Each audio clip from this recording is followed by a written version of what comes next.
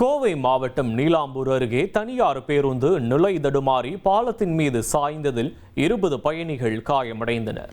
திருப்பூரிலிருந்து கோவை நோக்கி சென்ற தனியார் பேருந்து நீலாம்பூர் அருகே கட்டுப்பாட்டை இழந்து பாலத்தின் தடுப்பு சுவரில் சாய்ந்து விபத்திற்குள்ளானது.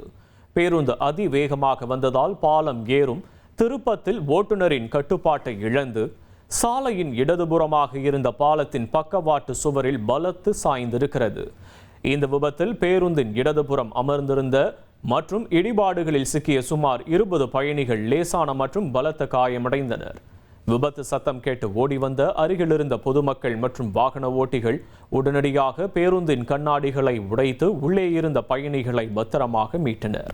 இந்த விபத்து காரணமாக திருப்பூர் கோவை சாலையில் சிறிது நேரம் போக்குவரத்து பாதிக்கப்பட்டது.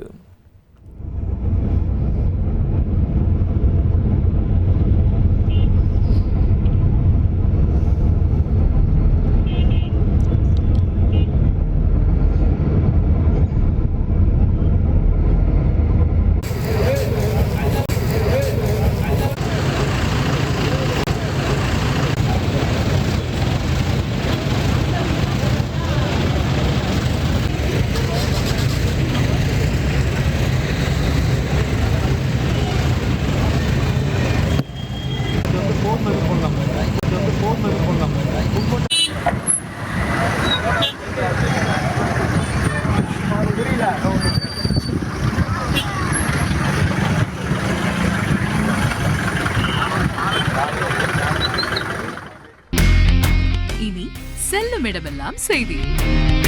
தந்தி டிவியின் வாட்ஸ்அப் சேனலை ஃபாலோ பண்ணினா செல்லருக்கும் இடமெல்லாம் செய்தி. இதோ QR கோட் இப்பவே ஸ்கேன் பண்ணுங்க, ஃபாலோ பண்ணுங்க.